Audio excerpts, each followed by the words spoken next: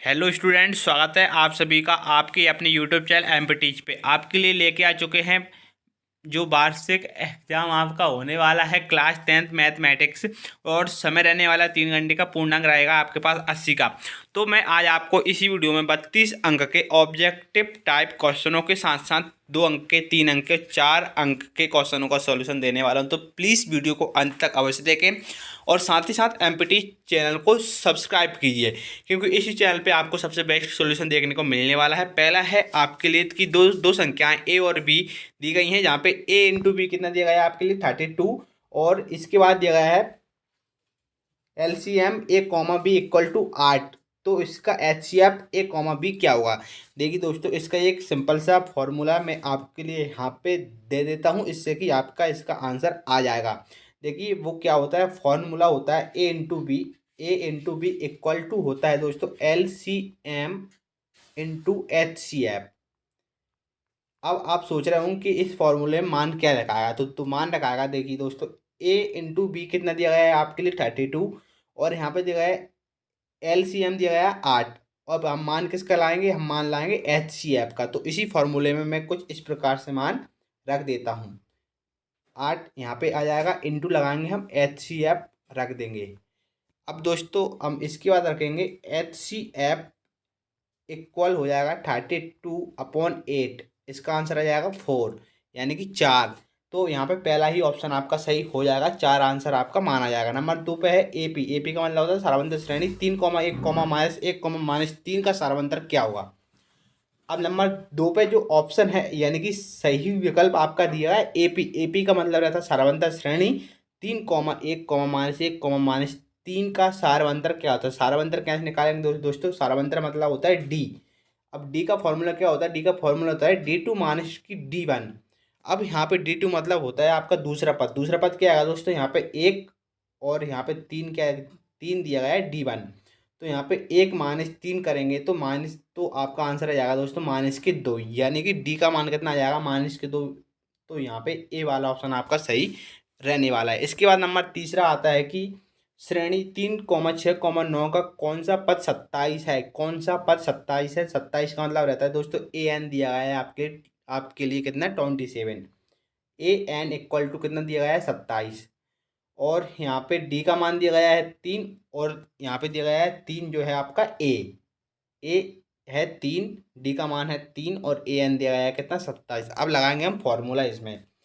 तो A N equal to कितना हो जाएगा? ए एन इक्वल टू, देखिए फॉर्मूला यहाँ पे लिख देता हूँ। ए एन इक्वल टू होता है ए, धन लगा देंगे बीच में, जोड़ का चिन्ह। इसके बाद आएगा n-1 इंटू की डी। अब दोस्तों ए एन कितना है? 27 लिख देंगे, और ए दिया गया है आपके लिए 3। इसके बाद n-1, और जो लास्ट में क्या है? डी। तो डी का मान रहेगा सारवंतर, यानी कितना का? 3। अब दोस्तों ये वाले 3 लाएंगे हम इस साइड, तो ये हो जाएंगे 27 माइनस के 3 इक्वल टू हो जाएंगे n-1 इंटू 3। अब यहाँ पे 27 में से 3 जाएंगे तो 24 रहेंगे। 24 के अपॉन में आ जाएगा ये वाला 3 यहाँ पे। तो और यहाँ पे रहेगा इक्वल टू कितना? n-1। अब यहाँ से भाग दे देंगे 24 में 3 से, तो कितना आ जाएगा आपका? 8, और धन 1 इक्वल टू n। अब यहाँ पे 8 और 1 कितने हो गए? 9। तो यहाँ पे 9वां पद कितना है आपका? 27। तो आपका n इक्वल टू हो जाएगा दोस्तों 9। तो यहाँ पे 9वां पद कितना हो जाएगा? 27। तो आप देख रहे हैं कि आपको सबसे बेस्ट सॉल्यूशन देखने को मिल रहा है। तो दोस्तों आपसे विनती है, यदि आपने अभी तक चैनल को सब्सक्राइब नहीं किया तो प्लीज़ सब्सक्राइब कीजिए। साथ में जो बेल आइकन होगी उसे आप ऑल पे सेलेक्ट कीजिए। इसके बाद नंबर 4 पे आता है कि बहुपद x² - 3 के शून्यक होंगे। दोस्तों आपका जो मैथ का फाइनल एग्ज़ाम आने वाला है 22 तारीख को, वो आपकी पूरी जो आपका दिया गया है, जो आपकी है गाइड है, वहीं से आपका एग्ज़ाम आने वाला है। तो हम निकालेंगे बहुपद x² - 3 के शून्यक क्या होंगे। अब शून्यक कैसे निकालेंगे? देखिए सबसे पहले दिया गया है आपके लिए क्या? एक बहुपद दिया गया है, बहुपद का नाम है क्या? x² - 3। अब निकालेंगे इसके क्या? शून्यक। शून्यक के लिए क्या चाहिए? इसके इक्वल में चाहिए 0। तो ये आ गया आपका 0। अब करेंगे हम x² इक्वल टू -3, उस साइड जाएंगे तो ये हो जाएंगे धन के 3। ठीक है। अब है आपका क्या हो जाएगा फॉर्मूला? फॉर्मूला बन जाएगा एक्स स्क्वायर इक्वल टू 3। अब दोनों ओर का क्या ले लेंगे हम, दोनों ओर का ले लेंगे दोस्तों वर्गमूल ले लेंगे। तो एक्स स्क्वायर अंडर रूट 3, अगर दोस्तों एक्स स्क्वायर ये दिया गया है, देखिए 1 मिनट आप यहाँ से देख लीजिए, X equal to under root 3 है। तो दोस्तों यदि अंडर रूट है इस पर तो इसके मान कितने आएंगे, 2। एक मान आ जाएगा एक्स इक्वल टू धन में कितना आ जाएगा, रूट 3। एक आएगा माइनस की रूट 3। तो आपका यहाँ पे आंसर सही होगा दोस्तों, ये वाला आंसर सही हो जाएगा आपका। धन और ऋण के चिन्ह लगा देंगे और रूट 3 आंसर जो आपका आएगा।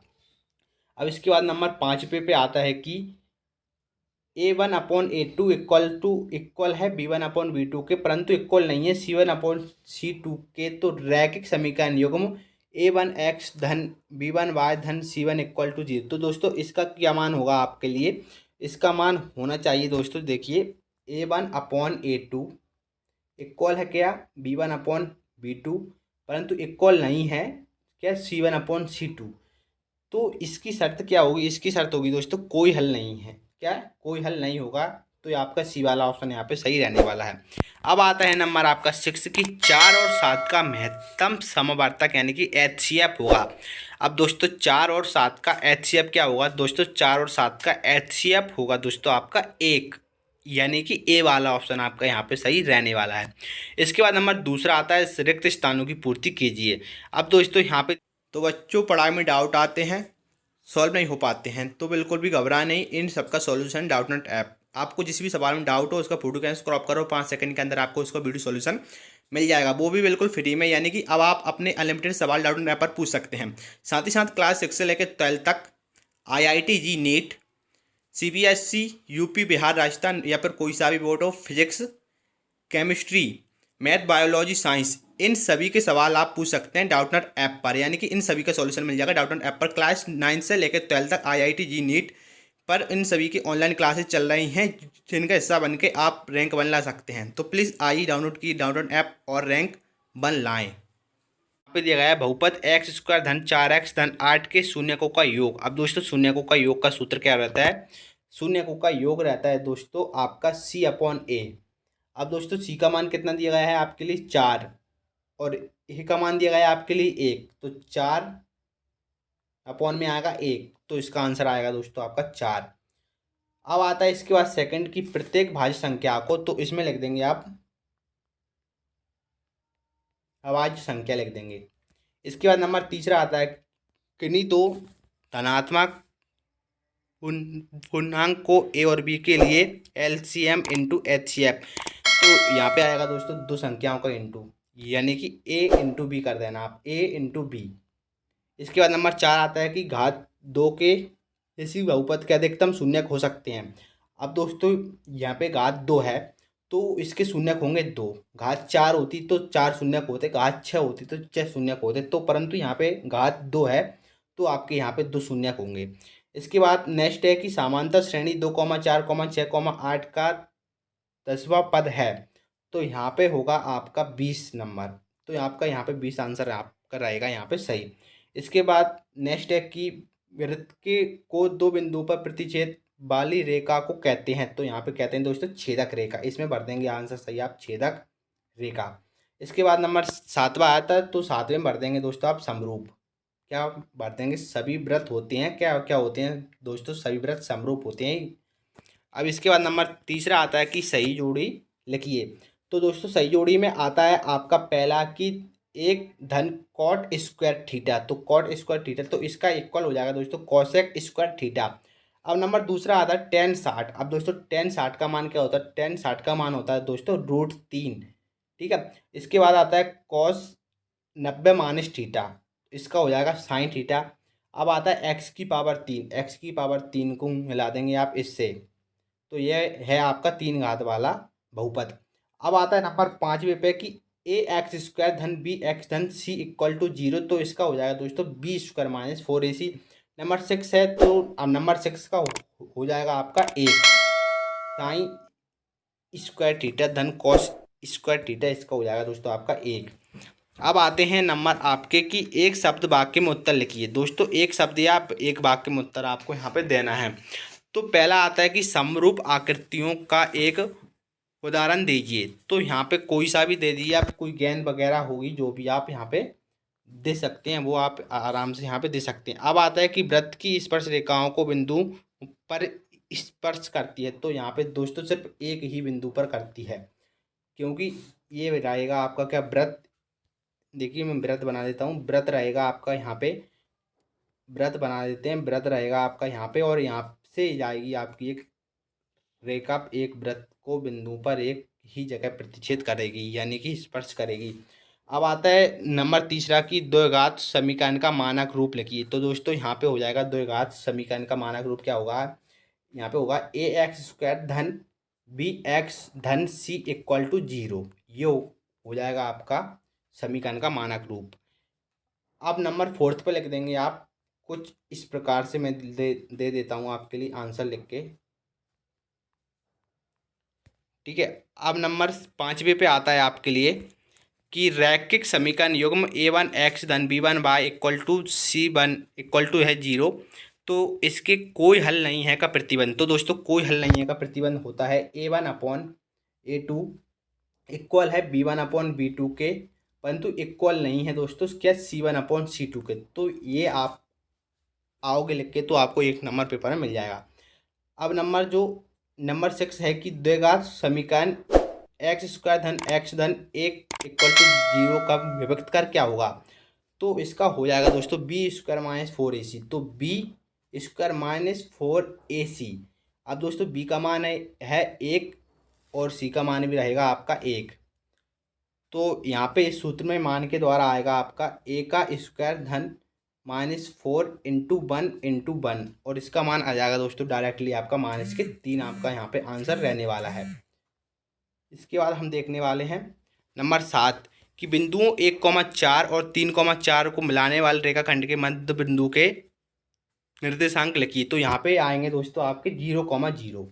क्या आने वाले हैं यहाँ पे 0,0। तो दोस्तों आप देख रहे होंगे कि आपको सबसे बेस्ट सॉल्यूशन देखने को मिल रहा है एमपीटी चैनल पे। तो प्लीज़ चैनल को सब्सक्राइब कीजिए, साथ में उसके पास में जो बेल आइकन होगी उसे आप ऑल पे सेलेक्ट कीजिए। अब आता है आपके सत्य असत्य देखना है यहाँ पे। तो पहला आता है कि दो चरों में रैखिक समीकरण के अनेक हल होते हैं। तो दोस्तों ये आपका सत्य नहीं है, तो यह सत्य माना जाएगा आपका पहला। अब आता है आपका नंबर दूसरा कि स्पर्श बिंदु से होकर जाने वाली त्रिज्या स्पर्श रेखा के समांतर होती है। तो यह भी आपका सत्य है, क्योंकि दोस्तों वह होती है उस पर क्या लंबवत होती है।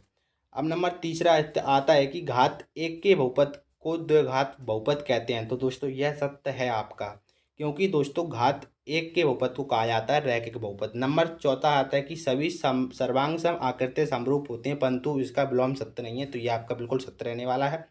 नंबर 5वां पे आता है कि बहुपद ए एक्स स्क्वायर धन बी एक्स धन सी के शून्यकों का जो इंटू होता है वो सी अपॉन ए होता है। तो ये बिल्कुल आपका सत्य रहने वाला है। नंबर 6 पे आता है कि श्रेणी 2, -2, 2, -2 एक समांतर श्रेणी है। तो ये आपका है बिल्कुल गलत।